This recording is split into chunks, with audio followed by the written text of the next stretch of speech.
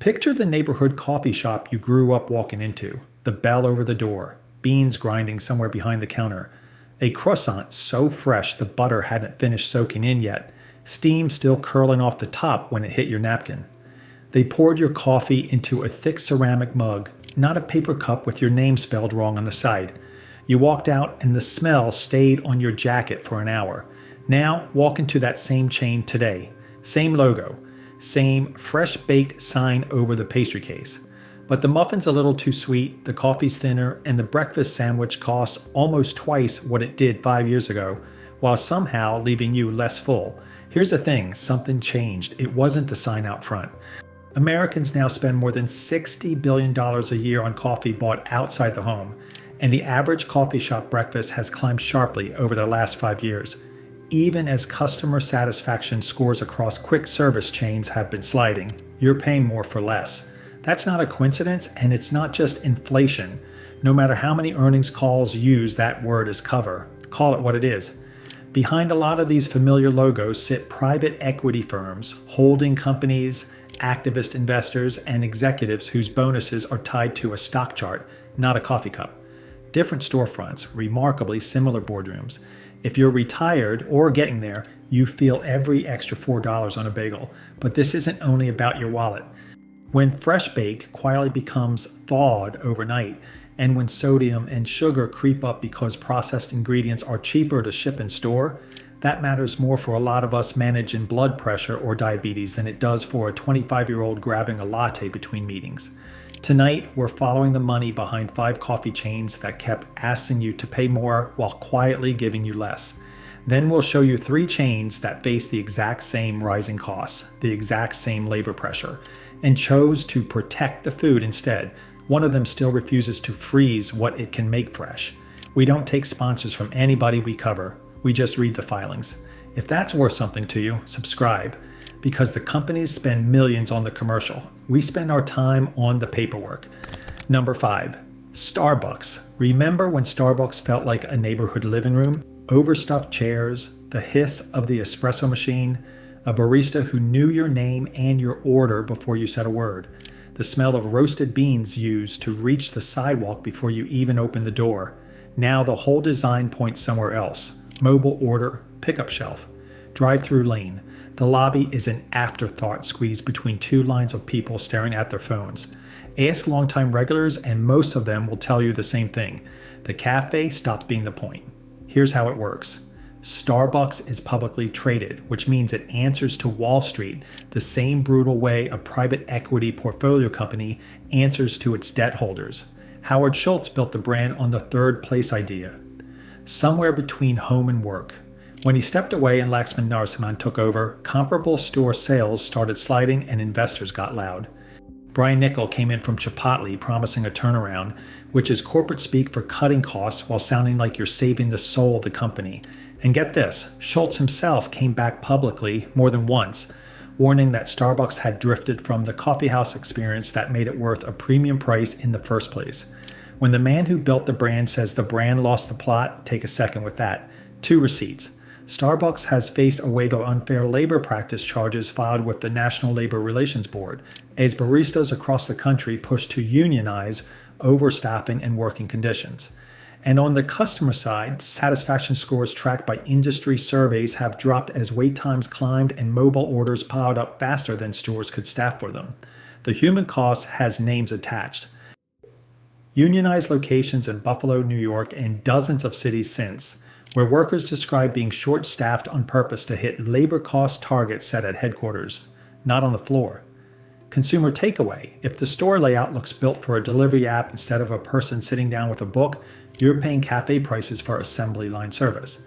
But here's the transition. Starbucks answers to shareholders. The next company on this list answered to a private equity firm. And that conversation is a lot less polite. Number 4, Dunkin fresh donuts before sunrise. Coffee strong enough that construction crews trusted it to get them through an 8-hour shift. A menu simple enough you could order without reading it. The turn came slowly, then all at once. The menu ballooned into dozens of frozen coffee drinks and seasonal gimmicks. Prices climbed. And ask 10 regulars and you'll get 10 different stories about consistency. because store to store, it stopped tasting like the same company. Here's the money trail. In 2006, Bain Capital, Carlyle Group, and Thomas H. Lee Partners bought Dunkin brands in a leveraged buyout worth roughly $2.4 billion.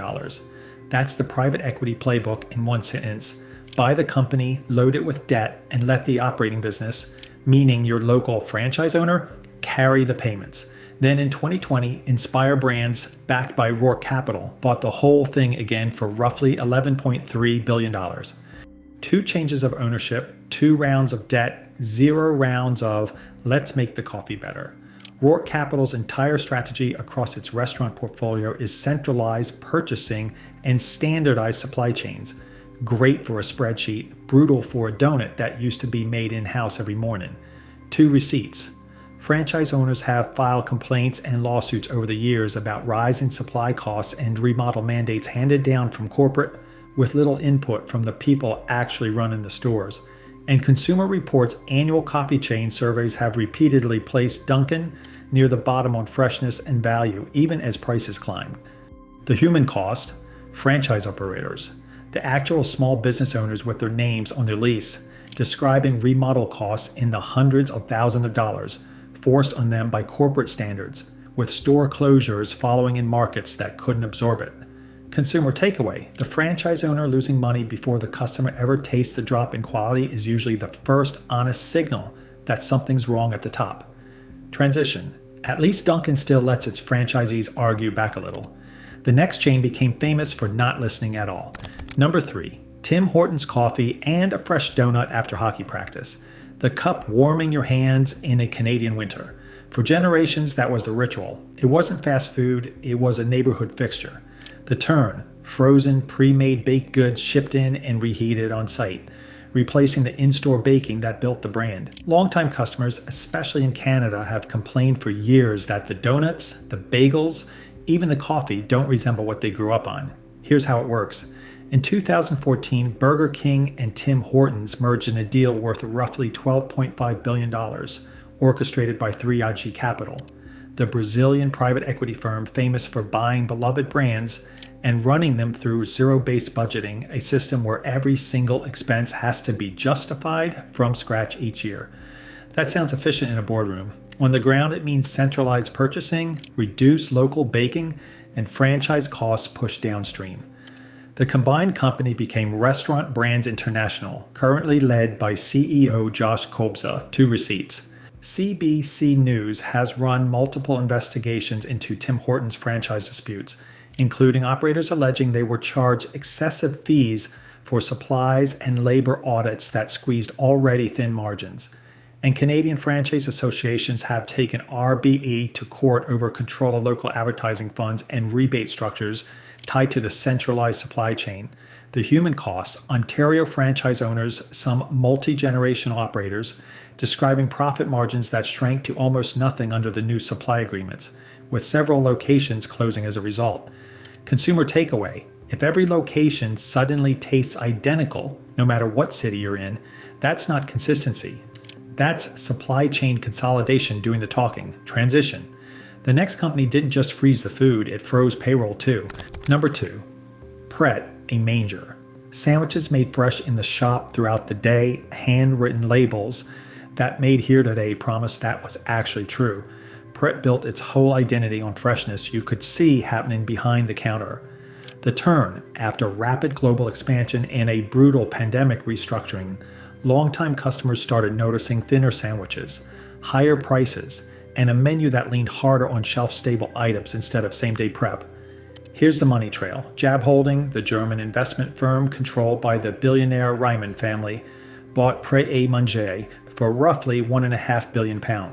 Jabe's chairman, Peter Harf, has built an entire portfolio, Pret, Krispy Kreme, Panera, Keurig Dr. Pepper, around the same formula. Buy a beloved brand, push aggressive expansion, then squeeze costs to protect the returns that expansion demanded. Under CEO Pano Cristo, Pret leaned into automation and store growth, even as the pandemic gutted its office district customer base. 2 receipts. Pret faced serious allergy-related litigation in the UK after customers died from allergic reactions to ingredients the company failed to properly label, a scandal covered extensively by BBC News and one that forced a full review of its labeling practices. And Pret cut thousands of jobs and closed dozens of stores during pandemic restructuring, even as it continued opening new locations in other markets. The human cost: employees laid off from long-standing London locations, some interviewed by the BBC describing the closures as sudden, with corporate messaging about streamlining arriving the same week as the layoff notices. Consumer takeaway: fresh branding on the wall isn't proof of fresh preparation in the kitchen. Read the ingredient list, not the slogan. Transition: and then there's the chain that turned financial engineering into a public spectacle. Number 1, Krispy Kreme. The hot donuts rolling off the conveyor belt behind the glass. The glowing "Hot Now" sign flipping on and pulling you off the highway. Coffee that knew its job was to support the donut, not compete with it. The turn: today Krispy Kreme's earnings calls talk more about distribution points and debt ratios than they talk about the glaze. Expansion accelerated into grocery stores and gas stations, margins tightened, and along the way customers started noticing smaller donuts and higher prices at the actual retail shops. Here's the money trail, and read that sentence, then read what happened next. JAB Holding bought Krispy Kreme in 2016 for approximately $1.35 billion, taking it private and loading the company with acquisition debt. Then in 2021, JAB took it public again, cashing out a portion of its investment while the company itself carried the debt load forward. That's the sale-leaseback playbook applied to an entire brand. Private equity banks the spread. The public company inherits the bill. Under CEO Josh Charlesworth, growth has been measured almost entirely in points of access. How many gas stations and grocery aisles now sell Krispy Kreme donuts, rather than how good the donut tastes when it isn't fresh off the conveyor? 2 receipts: SEC filings tied to the 2021 public offering show substantial debt taken on to fund the JAB era expansion, debt that analysts have flagged as a drag on the company's margins in subsequent quarterly reports. And Krispy Kreme has closed or downsized a number of standalone retail hot light shops, even while expanding grocery distribution. A trade documented in earnings calls where executives openly frame retail stores as less efficient than shelf distribution. The human cost: employees at closed standalone locations, and longtime customers who now mostly encounter Krispy Kreme as a cellophane-wrapped six-pack on a gas station shelf instead of a hot donut handed to them fresh. Consumer takeaway: when a company's leadership brags about distribution numbers more than it brags about the product is no longer the priority, it's the receipt. Step back and look at what we just walked through. 5 different logos, 5 different coffees, remarkably similar ownership stories. Rourke Capital, JAB Holding, 3G Capital.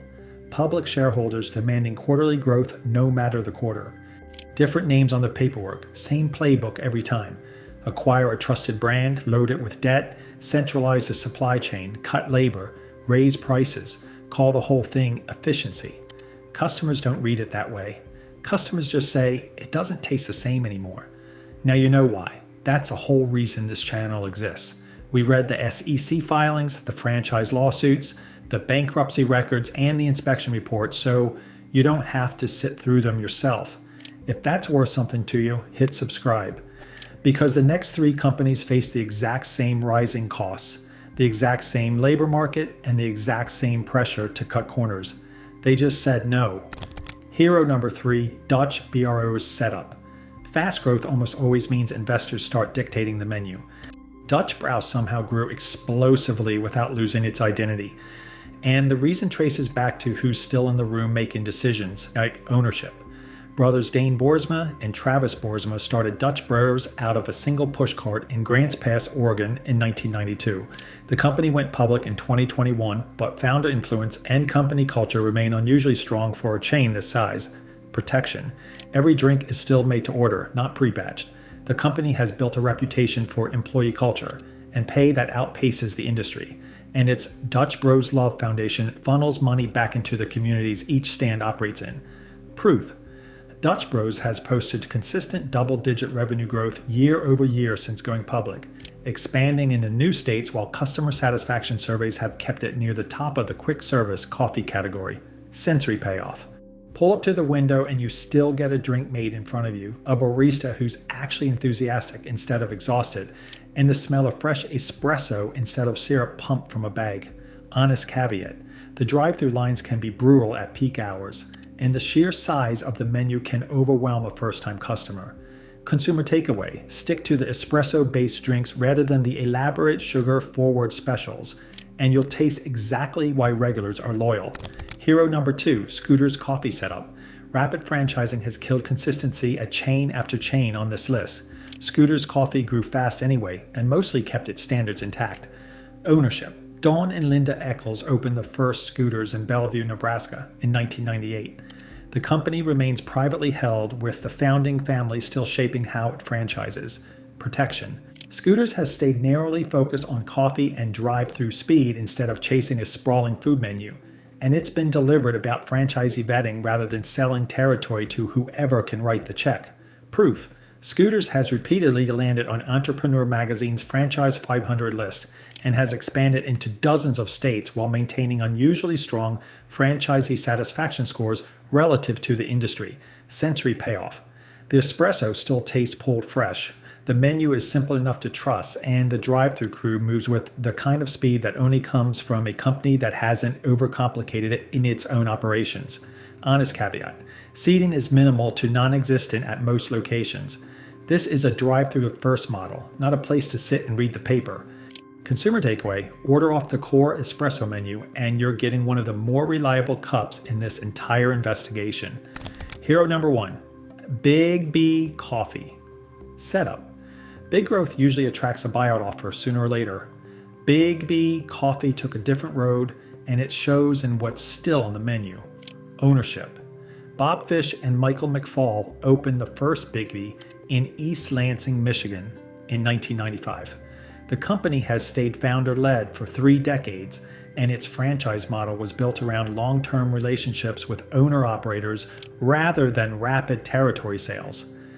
Protection: Big B has resisted the industry-wide shift toward frozen, centrally batched pastries and drink bases, keeping preparation closer to the store level, and it's leaned hard into local community sponsorships instead of national ad campaigns funded by squeezing franchisees. Proof: Big B has expanded steadily to hundreds of locations across the Midwest and beyond, and it's routinely recognized in franchise satisfaction rankings with franchisee retention numbers that outpace much of the industry.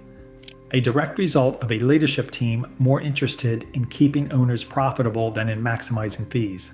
Sensory payoff: walk into a Big B and the coffee still smells like it was actually brewed on site, drinks are made to order, and the whole place feels like a cafe instead of a fulfillment center with a drive-through window bolted on. Honest caveat: a Big B's footprint is still regional. If you don't live in the Midwest, you may never get the chance to try it. Consumer takeaway: order the traditional brewed coffee and espresso drinks here. That's where Big B's consistency is strongest, and it's the clearest proof that founder-led doesn't have to mean small time. This investigation was never really about coffee. It was about incentives. Over and over, we found familiar brands under pressure to grow faster than their kitchens could handle, to satisfy investors instead of customers, and to protect a margin instead of a recipe. Sometimes that pressure came from a private equity firm loading the company with debt. Sometimes it came from public shareholders demanding a better number every 90 days.